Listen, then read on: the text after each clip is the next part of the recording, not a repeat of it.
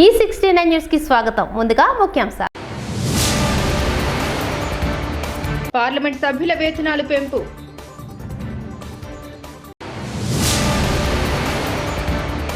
అకాల వర్షంతో పంట నష్టపోయిన రైతులకు పరామర్శ వైఎస్ జగన్.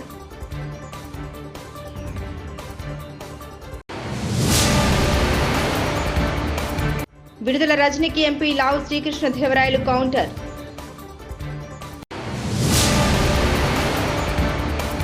తెలుగు రాష్ట్రాల ప్రజలకు వాతావరణ శాఖ హెచ్చరిక. పార్లమెంట్ సభ్యుల జీతాలు, డైలీ అలవెన్సెస్, పెన్షన్స్, అదనపు పెన్షన్లో కేంద్ర ప్రభుత్వం కీలక మార్పులు చేసింది. వాటిని పెంచుతూ నిర్ణయం తీసుకుంది. ప్రస్తుతం పార్లమెంట్ సభ్యుల జీతం ₹1,00,000 ఉంది. దాన్ని ఏకంగా ₹1,24,000కు పెంచింది. డైలీ అలవెన్స్ను 2,000 నుండి 2,500కు పెంచింది. పెన్షన్ విషయానికి వస్తే మాజీ సభ్యులకు ప్రతి నెల 25,000 పెన్షన్ అందుతుంది. దాన్ని 25,000 నుండి 31,000కు పెంచింది. మాజీ సభ్యుల అదనపు పెన్షన్లోనూ మార్పులు చేసింది. దాన్ని 2,000 నుండి 2,500కు పెంచింది. ఈ పెంపు ఏప్రిల్ 1, 2023 నుండి అప్లై అవుతుంది. గత కొద్ది రోజుల నుండి వాతావరణంలో పెను మార్పులు చోటు చేసుకుంటున్నాయి. వారం రోజుల ముందు వరకు ఎండలు దంచుకొట్టాయి. 40 డిగ్రీల పైనే ఎండలు ఉన్నాయి. కానీ ఇప్పుడు మాత్రం ఎండలు బాగా తగ్గాయి. అప్పుడప్పుడు వర్షాలు కూడా పడుతున్నాయి. అకాల వర్షాల కారణంగా రైతులు అల్లాడిపోతున్నారు. పంట నష్టం సంభవిస్తోంది. ఈ నేపథ్యంలోనే భారత వాతావరణ శాఖ తెలుగు రాష్ట్రాల ప్రజలకు హెచ్చరికలు జారీ చేసింది. వచ్చే 3 రోజులు తెలుగు రాష్ట్రాల్లో పలుచోట్ల భారీ వర్షాలు పడే అవకాశం ఉందని తెలిపింది. అంతేకాదు తెలంగాణ వ్యాప్తంగా ఈరోజు వర్షం పడే అవకాశం ఉందని వెల్లడించింది. ఏపీలో రైతులపై కూటమి ప్రభుత్వం కపట ప్రేమ చూపుతుందన్నారు వైఎస్ఆర్సీపీ అధినేత మాజీ ముఖ్యమంత్రి వైఎస్ జగన్మోహన్ రెడ్డి. రాష్ట్రంలో అకాల వర్షాల కారణంగా రైతులు ఇబ్బందులు ఎదుర్కొంటున్నారు. ఇలాంటి సమయంలో ప్రభుత్వం రైతులను ఆదుకోవాలని డిమాండ్ చేశారు. రైతులకు ఇన్సూరెన్స్, ఇన్పుట్ సబ్సిడీ ఇవ్వాలన్నారు. వైఎస్ఆర్సీపీ అధినేత వైఎస్ జగన్ వైఎస్ఆర్ జిల్లాలో పర్యటించారు. ఈ సందర్భంగా తాతిరెడ్డిపల్లిలో అకాల వర్షం కారణంగా పడిపోయిన అరటి పంటలను పరిశీలించారు. ఈ సందర్భంగా పంట నష్టపోయిన రైతులతో ఆయన మాట్లాడారు. పంట నష్టం కారణంగా వారి ఆవేదన అర్థం చేసుకున్నారు. రైతులను ఆదుకుంటామని హామీ ఇచ్చారు. ప్రభుత్వం ఆదుకోకపోతే రైతుల కోసం పోరాటం చేస్తామన్నారు. ఇక్కడే ఇంటిగ్రేటెడ్ కోల్డ్ స్టోరేజ్ కనిపిస్తుంది. పులివెందల అన్నది అరటికి సంబంధించి రాష్ట్రంలోనే అత్యధిక సాగు చేస్తూ ఉన్న ప్రాంతం ఏదైనా ఉంది అని అంటే అరటి సాగులో పులివెందల రాష్ట్రంలో నెంబర్ 1. పులివెందల అరటి సాగులో ఇక్కడ పులివెందల రైతులకు మంచి జరగాలనే ఉద్దేశంతో మా ప్రభుత్వ హయాంలో వైఎస్ఆర్సీపీ ప్రభుత్వ హయాంలో 25 కోట్ల రూపాయలు పెట్టి ఇంటిగ్రేటెడ్ కోల్డ్ స్టోరేజ్ కూడా పెట్టడం జరిగింది. మా ప్రభుత్వం ఎలక్షన్లకు పోక మునిపే దాన్ని ప్రారంభించడం కూడా జరిగింది. ఎంత దారుణమైన పరిస్థితి ప్రభుత్వంలో ఉంది అని అంటే కనీసం దానికి యూజర్ ఏజెన్సీని టెండర్ పిలిచి యూజర్ ఏజెన్సీని ఐడెంటిఫై చేసి యూజర్ ఏజెన్సీకి దాన్ని అప్పచెప్పి కనీసం దాన్ని వాడుకలేకి కూడా ఈ ప్రభుత్వం తీసుకొని రాకుండా ఈ ప్రభుత్వం నడిపిస్తూ ఉంది అని అంటే వీళ్ళకి రైతుల మీద ఎంత కపట ప్రేమ ఉంది అని చెప్పడానికి ఇంతకన్నా నిదర్శనం అవసరం. అక్కడే గన యూజర్ ఏజెన్సీని గన ఇచ్చి ఉండింటే 500 మెట్రిక్ టన్నులకు సంబంధించిన సామర్థ్యం ఆ కోల్డ్ స్టోరేజ్లో ఉంది కాబట్టి యూజర్ ఏజెన్సీని కనుక పెట్టి ఉండింటే ఆ యూజర్ ఏజెన్సీ అరటికి సంబంధించిన కొనుగోలు చేసేవాడు. వీళ్ళు రైతన్నలు ఆ యూజర్ ఏజెన్సీ అక్కడ పనిచేస్తూ ఉంది కాబట్టి వీళ్ళైనా కూడా అక్కడ పెట్టుకునే పరిస్థితి ఉండేది. మా ప్రభుత్వ హయాంలో ఏ రకంగా ఎక్స్పోర్ట్ చేసినామో 2 కంటైనర్లను పెట్టి అరటికి సంబంధించి అవి ఇంకా ప్రోత్సహించబడేటివి. ఈరోజు చూస్తే ఎంత దారుణమైన పరిస్థితి అని అంటే ఒకవైపున రైతుల పరిస్థితి ఈ వర్షాల వల్ల ఈ గాలుల వల్ల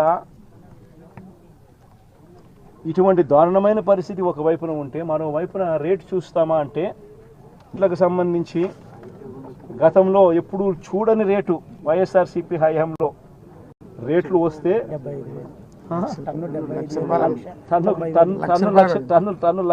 ₹75,000 అమ్మిన రోజు నుంచి చూస్తే సూట్ అనేది లేకోకుండా కమిషన్ అనేది లేకుండా కొనుగోలు చేసే పరిస్థితి గతంలో ఉంటే ఈరోజు 23,000, 15,000, ఈరోజు 23,000, 15,000, 18,000.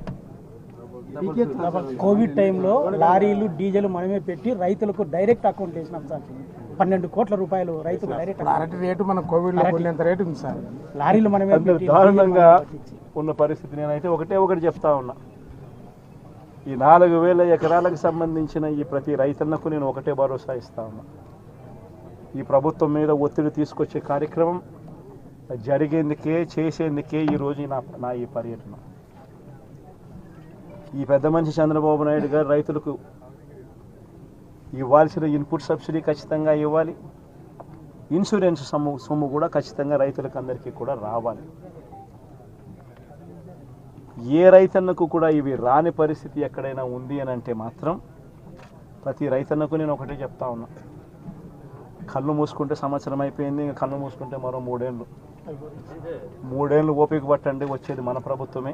హైదరాబాద్ ఎంఎంటీఎస్ ట్రైన్లో యువతిపై అత్యాచార యత్నం ఘటనపై గాంధీ ఆసుపత్రి అధికారులను కలిసి బాధితురాల్ని పరామర్శించిన మాజీ మంత్రులు సబితా ఇంద్రారెడ్డి, శ్రీనివాస్ గౌడ్. బీఆర్ఎస్ నాయకులు రాష్ట్రంలో అంతర పోటీలు కాదు, మహిళలకు భద్రత కల్పించాలి. రాష్ట్రంలో మహిళలకు భద్రతే లేదు, బస్సులో ట్రైన్లో కూడా మహిళలకు భద్రత కరువైంది. మహిళలపై అత్యాచారం కేసులు క్రైమ్ రేట్ 22% పెరిగాయి. మహిళల భద్రతపై రాష్ట్ర పోలీసులు చర్యలు తీసుకోవాలని డిమాండ్.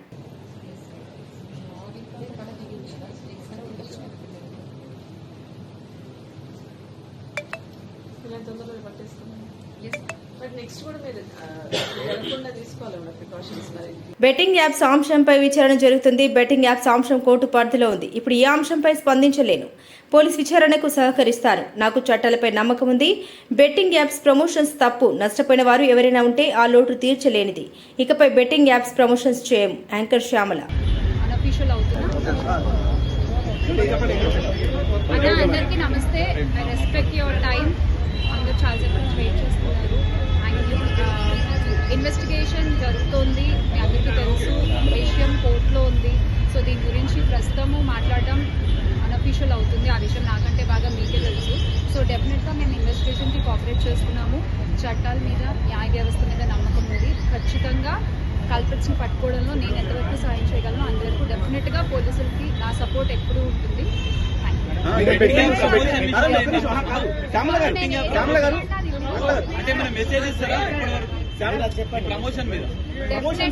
డెఫినెట్ గా ఇది తప్పు. అండ్ ఆ కుటుంబాలకు ఎవరైతే నష్టపోయారో వాళ్ళకు కూడా ఖచ్చితంగా ఆ లోటు ఎవరు తీర్చలేనిది. ఇంకా ముందు ఇలాంటివి ఏమీ జరగకుండా తీసుకోవాల్సిన బాధ్యత మన అందరిపై ఉంది. ఇది ఒక రెస్పాన్సిబుల్ సిటిజన్ గా చెప్తున్నాను.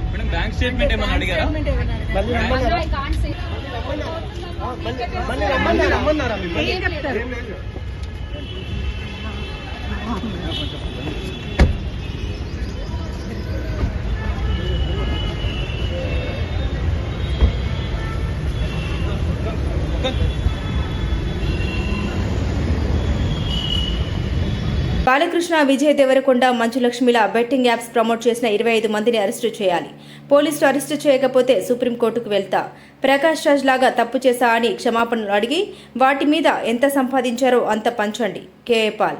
బాలకృష్ణ అట, మంచులక్ష్మి అట, ఇలాంటి వారు 25 మంది ఇప్పుడు అరెస్ట్ అవబోతున్నారు. ఒకవేళ పోలీసులు వాళ్ళ దగ్గర పొలిటీషియన్స్ డబ్బులు తీసుకొని అరెస్ట్ చేయకపోతే వారందరినీ సుప్రీంకోర్టుకి నేను నడిపిస్తా.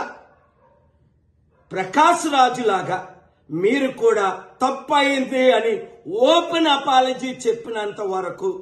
2, మీరు సంపాదించిన డబ్బు ₹1 అయితే 1 కోటి, 10 కోట్లు అయితే 10 కోట్లు. 980 మంది ఆత్మహత్యలు చేసుకున్నారు. అంటే వారిని మీరు నరహత్య చేశారు. మీ ఇన్ఫ్లుయెన్స్, మిమ్మల్ని ఎంతో ఫాలో అవుతున్న ఈ ఫాలోవర్స్కి మీరిచ్చే గిఫ్ట్ ఇదేనా? మానవత్వం లేదా? దైవత్వం లేదా? రాక్షసుల్లాగా వాళ్ళ జీవితాల్ని మీరు దోచుకోవడమేనా? ఎండ్ ఆఫ్ ద డే మీకు మిగిలింది ఏంటి? ఆత్మకు శాంతి కావాలా? మనసుకు రక్షణ కావాలా? నెమ్మది కావాలా?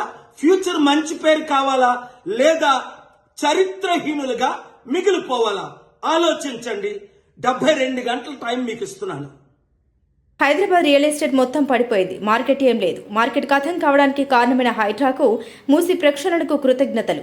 అక్బరుద్దీన్ ఓవైసీ. ముస్లిం బస్తీల్లో ఉపవాసం ఉన్న ముస్లింలను పోలీసులు టార్చర్ చేస్తున్నారు.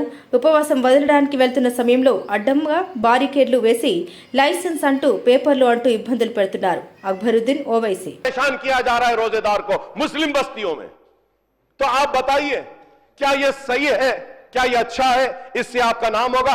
अरे अगर देखना है sir, the traffic police, the police should see that Sir, the people who do not have a license, I'm talking about small children, sir, की जरूरत है.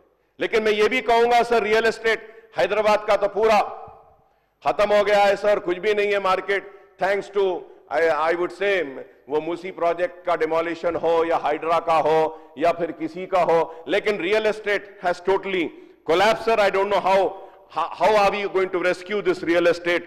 Many people. Hyderabad real estate పూర్తిగా ఇబ్బంది పడుతుంది. వేణుగోపాల్ రెడ్డి అనే బిల్డర్ మార్పు కోసం కాంగ్రెస్ పార్టీకి ఓటు వేశాడు. ఆ మార్పు అతని ఆత్మహత్యకు కారణమైంది. బీఆర్ఎస్ ఎమ్మెల్యే కేపీ వివేకానంద కూట్ల రాయి తీయనోడు ఏట రాయి తీస్తాడా? ఫార్ములా ఈ రేస్ కేసులో 50 కోట్ల రూపాయలకే గొడవ చేసిన రేవంత్ రెడ్డి ఇప్పుడు లక్షల కోట్లు పెట్టి ఒలింపిక్స్ తీసుకొస్తా అనడం హాస్యాస్పదంగా ఉంది. బీఆర్ఎస్ ఎమ్మెల్యే కేపీ వివేకానంద ఇతర దేశాల్లో అందరూ కూడా ఆశ్చర్యపోయినారు. అరే కార్ రేస్ కూడా పెడుతున్నారు హైదరాబాద్ నగర్లో, అంత నెక్స్ట్ లెవెల్ పోయిందని చెప్పేసి సంతోషపడ్డాను అధ్యక్ష. ముఖ్యమంత్రి గారు కూడా ఒక మాట చెప్పినారు, నాకు మంచిగా అనిపించింది. ఇట్లకెళ్ళి ఒలింపిక్స్ మన హైదరాబాద్లో పెట్టాలి 2032 అనుకుంటా.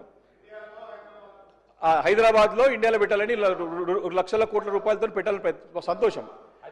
అధ్యక్ష, ఫార్ములా ఈకేఆర్ రేస్లో 50 కోట్ల రూపాయలు ప్రభుత్వం నుంచి కంపెనీకి పోయినాయి. క్లారిటీ కంపెనీని ఒప్పుకుంటుండు, దాన్ని మళ్ళీ ఎక్స్టెన్షన్ చేయమని అడిగితే సరే ప్రభుత్వంకి ఇష్టం లేదో మరి ఏమైందో మరి ఎందుకు క్యాన్సిల్ చేసుకుందో తెలియదు. 50 కోట్ల చుట్టే తిరిగిరు. 50 కోట్లు ఎట్లా పోయినాయి, ప్రభుత్వం నుంచి పోయినాయి, అంత క్లారిటీ ఉంది అంతా కూడా. అంటే 50 కోట్ల గురించే కంపెనీ పోయింది, ఒప్పుకున్నాడు, మళ్ళీ ఫార్మా ఈ కార్యక్రమం హైదరాబాద్ పెడదామని చెప్పేసి ముందుకు వచ్చినాడు. కానీ మనం దాన్ని ముందుకు పోలేదు. కానీ ఒలింపిక్స్ పెడతా అంటున్నాం లక్షల కోట్ల రూపాయలతో. ఏమని సందేహం వస్తుంది అధ్యక్ష? నాకు ఒక సామెత గుర్తుంది అధ్యక్ష, గూట్లో రాయి తినేవాడు ఏటి రాయిస్తాడని చెప్పి. గూట్లో రాయి తినేవాడు ఏటి రాయిస్తాడంట.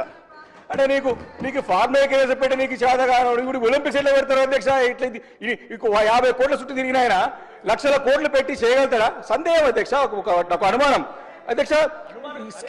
స్కిల్ యూనివర్సిటీ గురించి మంత్రి గారు చాలా ఇంట్రెస్ట్గా క్రషర్ యజమానుల్ని భయపెట్టిన అంశంలోనే మాజీ మంత్రి విడుదల రజని కేసులు ఎదుర్కొంటున్నారని ఎంపీ లావు శ్రీకృష్ణదేవరాయలు అన్నారు. నిన్న రజని చేసిన వ్యాఖ్యలపై ఆయన స్పందించారు. మీ ఒత్తిడితోనే స్టోన్ క్రషర్స్ పై భారీగా జరిమానా వేయబోయారనేది నిజం కాదా అని సూటిగా ప్రశ్నించారు. 40 ఏళ్ల నుండి విద్యా సంస్థలు నడుపుతున్న తాము ఏనాడు భూములు కావాలని ప్రభుత్వాలను అడిగింది లేదని స్పష్టత ఇచ్చారు. కాల్ డేటా, టెలిఫోన్ డేటా కాదు, కాల్ డేటా గురించి మాట్లాడాలని చెప్పడం జరిగింది. అమ్మ, మా ఇంట్లో కూడా నాతో పాటు తోడబుట్టిన వాళ్ళు ఉన్నారు, మహిళలు ఉన్నారు. మా ఇంట్లో మహిళలకు ఒక న్యాయం, బయట మహిళలకు ఒక న్యాయం అని భావించే వ్యక్తిని నేనైతే కాదు. అది తమరు గుర్తు పెట్టుకోవాలని చెప్పి తెలియజేస్తా ఉన్నాను. రెండో విషయం, ఏదో ల్యాండ్ విషయం అని చెప్పి మాట్లాడారు. ఏదో విశాఖపట్నంలో ఏదో ల్యాండ్ ఉంది అది ఇది అని మాట్లాడటం జరిగింది. అమ్మ, మేము 45 సంవత్సరాలుగా 1977 నుంచి విజ్ఞాన విద్యా సంస్థలు నడుపుతా ఉన్నాం. ఈ 45 సంవత్సరాలు పైగా ఉన్న ప్రయాణంలో ఆంధ్ర రాష్ట్రంలో కాదు దేశం మొత్తం ఎక్కడా కూడా, ఆంధ్ర రాష్ట్రంలో కాదు దేశం మొత్తంలో ఎక్కడా కూడా గవర్నమెంట్కి మేము రిక్వెస్ట్ పెట్టి మాకు ల్యాండ్ అలాట్ చేయండి అని చెప్పి ఒక్క దగ్గరన్నా మేము ల్యాండ్ అలాట్ చేయించుకున్న దాఖలాలు ఉంటే దయచేసి మీడియా మిత్రులకు చూపించాలి, లేకపోతే బయటకు తీసుకొచ్చి చూపించండి. తప్పకుండా 45 సంవత్సరాలు ఎప్పుడు కూడా మేము ఎక్కడ ఏ గవర్నమెంట్ దగ్గర నుంచి కూడా ల్యాండ్ మేము విద్యా సంస్థలు పెడతాము, మాకు ల్యాండ్ ఇవ్వండి అని చెప్పి మేము ఎప్పుడు కూడా అడిగింది లేదు, తీసుకుంది లేదు. వచ్చి 9 నెలలు అవుతుంది. అమరావతిలో చాలా మంది ఇంకా మాకంటే కూడా అక్రెడిటేషన్ తక్కువ ఉన్న వాళ్ళు కూడా స్కూల్స్ కానీ యూనివర్సిటీస్ కానీ పెట్టుకుంటామని చెప్పి ల్యాండ్ కోసం అప్లై చేసుకున్నారు. నేను ఇప్పటిదాకా మీరు చూసుకోండి, ఎక్కడికన్నా ఏ ఆఫీస్ దగ్గరికి వెళ్ళి చూసుకోండి, ఇప్పటిదాకా నేను ఒక అప్లికేషన్ అమరావతిలో నాకు ల్యాండ్ ఇవ్వందని చెప్పి పెట్టింది కూడా లేదు. విశాఖపట్నం ల్యాండ్కి సంబంధించి అది 2009లో మేము అప్పుడు కాంగ్రెస్ గవర్నమెంట్ ఉన్నప్పుడు మీకు ఎవరో తప్పు ఇన్ఫర్మేషన్ ఇచ్చుంటున్నారు. 2019 అని కాదు, 2009లో కాంగ్రెస్ గవర్నమెంట్ ఉన్నప్పుడు ఆక్షన్ వేస్తే అలాట్మెంట్ కాదు, అలాట్మెంట్ కి ఆక్షన్ కి కొద్ది తేడా తెలుసుకోండి. ఆక్షన్ వేస్తే తిరుమల శ్రీవారిని సినీ నటుడు సుమన్ దర్శించుకున్నారు. వీఐపీ ప్రారంభ విరామ దర్శన సమయంలో స్వామివారి సేవలో ఆయన పాల్గొన్నారు. తితిదే అధికారులు ఆయనకు స్వాగతం పలికి దర్శన ఏర్పాట్లు చేశారు. అనంతరం గర్భాలయంలో స్వామివారిని దర్శించుకున్న ఆయనకు రంగనాయకుల మండపంలో పండితులు ఆశీర్వచనం చేసి స్వామివారి తీర్థ ప్రసాదాలను అందించారు. అనంతరం ఆలయం వెలుపల మీడియాతో సుమన్ మాట్లాడారు. తాను ప్రస్తుతం నటిస్తున్న సినిమాల గురించి వివరాలు తెలిపారు. ఏం జరిగిందనేది మర్చిపోయి ఇంకా ముందు ఏంటంటే అందరికి మంచి జరగాలి. అది ఏదైనా సరే, సినిమా ఉండొచ్చు, రాజకీయం ఉండొచ్చు, వ్యాపారం ఉండొచ్చు, అందరూ క్షేమంగా ఉండాలి. అదే మాదిరి అందరూ మంచి ఆరోగ్యంతో ఉండాలి. అండ్ అందరూ మంచి వాళ్ళ బిజినెస్ అన్ని బాగా మంచి ముందుకు వెళ్ళాలి. పిల్లలు బాగా చదువుకోవాలి. అండ్ రాష్ట్రంలో కూడా చాలా మంది ఏంటంటే డెవలప్మెంట్ జరగాలి. సో అందరూ బాగుండాలి. ఇది అంతకన్నా ఇంకా దేవుడి దగ్గర అడిగేది లేదు. అన్ని ఫ్యామిలీస్, మా అభిమానులు, మా కోసం ప్రార్థన చేసిన వాళ్ళు, నాతో పాటు ట్రావెల్ చేస్తున్న వాళ్ళు, ట్రావెల్ చేసిన వాళ్ళు అందరూ బాగుండాలి, అందరూ హ్యాపీగా ఉండాలి, కష్టంతో వెంకటేశ్వర స్వామిని అడిగారు. హిందీ తెలుగు కాంతా అని ఒక సినిమా జరుగుతుంది. పార్లమెంట్ సభ్యుల వేతనాలు పెంపు.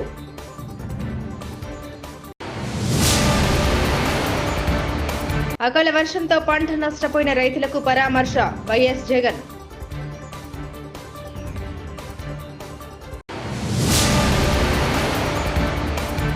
విడుదల రజనీకి ఎంపీ లావు శ్రీకృష్ణదేవరాయలు కౌంటర్.